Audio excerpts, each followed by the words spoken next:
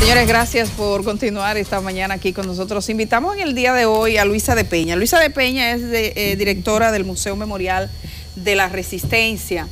Así como ayer dijimos, vamos a ver el cine, la creatividad, el tema de la corrupción, y vino Excel Baez con el tema Minuto Anticorrupción.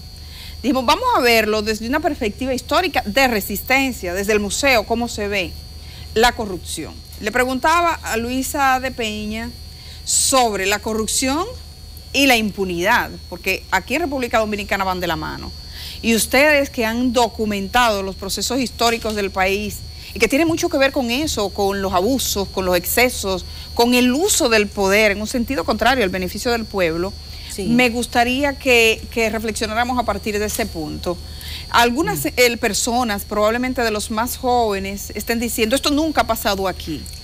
Sí, hace un ratico una muchacha me dijo, esto es el escándalo más grande. Y yo le pregunté, ¿cuántos años tú tienes? Sí, sí. La impunidad histórica en la República Dominicana es un problema serio. Corrupción siempre hay y siempre va a haber. La diferencia está en cómo se enfrenta la corrupción. Si la impunidad reina, entonces la corrupción se vuelve un monstruo inmanejable. Pero corrupción siempre va a haber porque es parte de la naturaleza del hombre. Claro. La impunidad histórica en nuestro país, y vamos solamente a ver en el siglo XX, y una serie de leyes, no solo durante la ocupación norteamericana, sino ya durante la dictadura de Trujillo, el uso del poder y las leyes para el beneficio, para el latrocinio, el beneficio, el robo desde el Estado. Durante la dictadura de Trujillo se circunscribía a Trujillo y sus familiares, sus allegados, pero nosotros hemos y tenemos en nuestras manos, por ejemplo, la ley del porciento de la comisión de las obras del Estado. ¿Hay una ley para eso? O Trujillo emite una ley para eso, por supuesto. Un porcentaje que había que depositarle en su cuenta personal. Para que oigan eso. Pero vamos a hablar del porcentaje que había que depositar los empleados públicos en el Partido Dominicano. Obligado. Obligado. Entonces, esa impunidad histórica nos ha ido creciendo como una bola de nieve y nos está arrastrando. Y hay un momento en el que hay que detener eso. Cuando hablan de lo más grande, durante los 30 años no se hablaba de 31 años de dictadura, pero después nadie quiere recordar Policía Nacional S.A. y Belisario Peguero. Así le llamaba. Policía Nacional S.A., él formó una compañía. Policía Nacional S.A. Sí. ¿Y qué hacía con esto? Ojo, todo lo que tenía que ver con contrabando. ¿Lo manejaba ese departamento? Sí, ese departamento no, era una compañía. ¿Una compañía? Sí, una empresa. ¿Él era jefe de policía? Tú y yo podemos formar una empresa ahora, CDN-SA, y negociamos con las noticias. Entonces él dirigía la policía y formó su empresa. Una empresa donde había contrabando. A lo público, sí. Sí, claro, abiertamente. Pero ¿qué hay de los supuestos 200 millonarios de los 12 años de Balaguer? Pero si queremos... ¿Nunca se documentó? Sí, bueno, sí, la hay. Lo que pasa es que es tan reciente que todavía está esa llaga exacto, todavía sangra. Pero recordemos la Hidroquebec Fati. ¿Cómo fue esa? Yo también soy muy joven, quizás. O una planta, un negocio con Canadá y la CDE y una cosa extraña de unas compras sobrevaluadas y unas plantas que no funcionaron y la Hidroquebec Fati durante el gobierno de Balaguer. Pero alguien me decía que este es el escándalo político más grande. Le digo, bueno, hace más o menos unos 30 años, por primera vez un expresidente de la República fue sometido y condenado por corrupción dentro del marco de un juicio político y de corrupción, todos juntos. Pero vamos más cerca, vamos a recordar la Sunlan y vamos a recordar el Plan Renove, y eso por mencionar los más emblemáticos. Pero la impunidad histórica en la República Dominicana es un problema serio, y el uso de las leyes y la creación de leyes para el latrocinio, es realmente algo con lo que nosotros no hemos podido romper, a pesar de que hace 56 años y 3 días se descabezó la dictadura. Esa práctica ha continuado. ¿Sabes que, por ejemplo, yo recuerdo cuando estaba el caso Baninter, que hubo un grupo de los más prominentes, ricos, millonarios de este país que emitieron un documento defendiendo a uno de los imputados? Dice, no me toquen este hombre, que este hombre de los míos. Cuando vemos a los partidos políticos que dicen, no me toquen a los míos, que es de los míos. De alguna manera, y bueno, recientemente cuando se habló de la campaña electoral del presidente Danilo Medina, que ahora dice Temo que fue a la campaña aparte del dinero, ¿qué dijeron los empresarios organizados? Dijeron, oye, eso no hay que tocarlo. Y hubo empresarios que salieron públicamente diciendo, no, ahí no entró un peso. Entonces, digamos que esa gente que es de poder y que no necesariamente son las que llevan el poder en un momento determinado como partidos, sino que están siempre, empresarios, millonarios y demás, que aspiran a una paz. Dicen que por la paz y la estabilidad, que es una especie de paz del cementerio. Siempre ha sido así, que hay una clase acá que no quiere que se vaya más lejos. Dejen eso así. Sí, también es una práctica del dominicano, que el dominicano lo ha asumido desde la cúpula, lo que, pues bueno, llaman, en algunos círculos le llaman la oligarquía, en otros círculos le llaman los poderes fácticos, etcétera. Hay una cúpula que naturalmente siempre ha estado en el poder, se recicló después de la caída de la dictadura, pero esa cúpula también fue alimentada por otros grupos. Pero esa práctica de la impunidad y de dejar eso así es una práctica del dominicano, sí, más allá de la cúpula, de todos los niveles, sí. A ti te asaltan, tú vas a la policía y el policía te dice, ese que le robó su cartera tiene su cédula con su dirección. Te mete miedo. Ajá, si no es que tú te encuentras uno de los atracadores ahí sentado, o sea, hay testimonios, porque los estamentos no funcionan. Exacto. Aquí hay un problema en todo lo que es la maquinaria de seguridad y justicia. El problema de la justicia, y la justicia ha mejorado mucho, muchísimo, sí, muchísimo. Lo que las investigaciones que vemos hoy en día, hace 20 años eran impensables. Nosotros creemos que es importante investigar y es importante llegar al fondo y llegar a la verdad.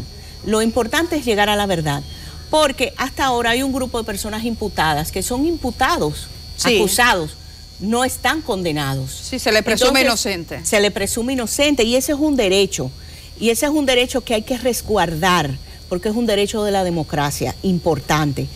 Pero si usted es culpable, usted tiene que pagar su culpa.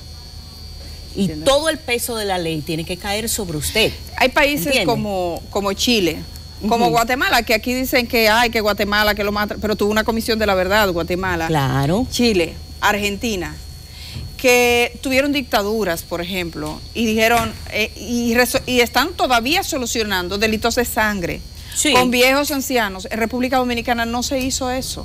No es que ahí se plantó, digamos, los cimientos de este país para que la impunidad fuera la norma. Exacto. Esa es probablemente una de las razones, una de las columnas del por qué la impunidad reina en nuestro país. Porque como hubo un reciclaje y hubo un borrón y cuenta nueva, vamos a decir, ¿no? Ese fue un eslogan de campaña.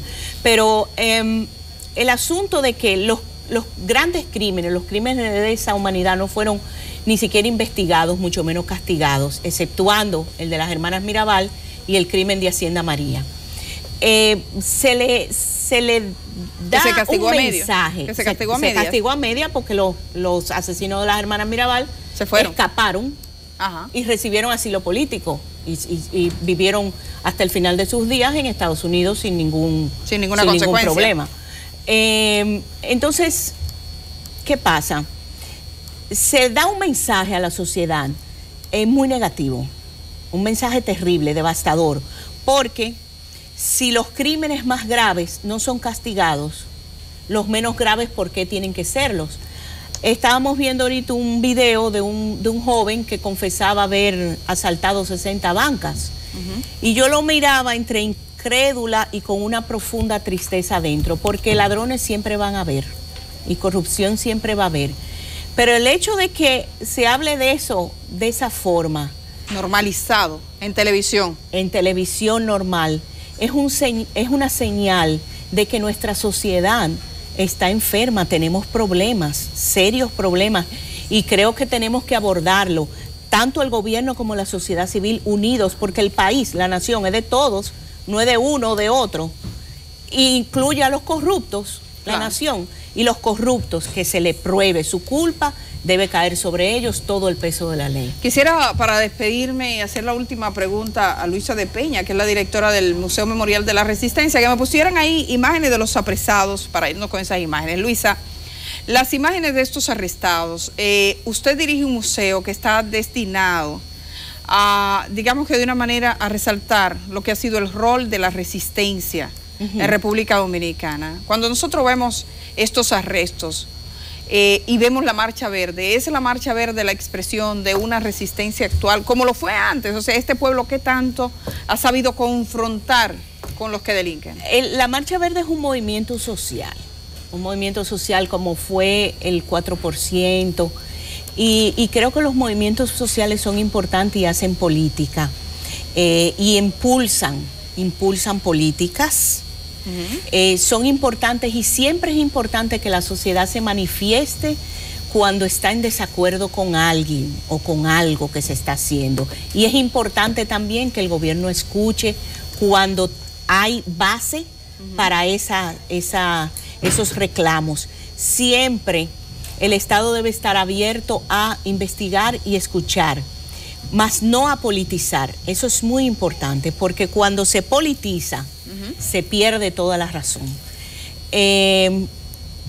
Siempre yo le he dicho a los que he tenido contacto, que son organizadores de la Marcha Verde, es importante lo que están haciendo, pero es importante que no se centren solo en Odebrecht. Exacto, es importante que se abran y que profundicen al problema social de la corrupción y la impunidad en nuestro país. Porque Odebrecht es un caso, como han habido otros. Hay que profundizar, y siempre nosotros promovemos la educación. Sí. Educar, porque ladrones siempre va a haber, pero la conciencia ciudadana es la que le pone freno. La resistencia es la esperanza. Exacto, la resistencia es esperanza a un cambio. Entonces siempre es bueno, los movimientos sociales son buenos, porque el gobierno, el Estado es estático, el Estado está acomodado, funciona, es una maquinaria que funciona.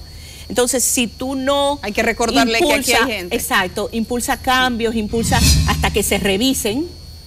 Y eso es bueno para todos. Perfecto. Siempre hay forma de mejorar. Bueno, con este mensaje, sobre todo yo debo decir que he conversado con representantes sociólogos de Perú, de Colombia esta semana y de Brasil. Y en los tres casos sabían exactamente lo que era el movimiento verde, y me dijeron que lo miraban con cierta envidia. Desde sus países, sí, porque en este caso República Dominicana es el país que más se ha movilizado. Sí, qué interesante. Demostrado, sí. Y me lo decían, y siendo ellos estudiosos de las ciencias sociales. Porque somos los que menos castigamos la corrupción. Sí, pero usted ha visto cómo la gente se ha movido. Sí, evidentemente. Sí. Gracias, Luisa. Sí. Luisa de Peña, directora del Museo Memorial de la Resistencia, que les invitamos a que ustedes pasen por ahí, vean parte de la historia. El museo está ubicado en la zona colonial, recordamos la dirección. Arzobispo Noel, número 210. Pero en las páginas, en las redes, ustedes pueden buscar Museo Memorial de la Resistencia, se va a encontrar una amplia documentación sobre todos los dominicanos y dominicanas que residen fuera, y que cuando estén de paso le invitamos a pasar.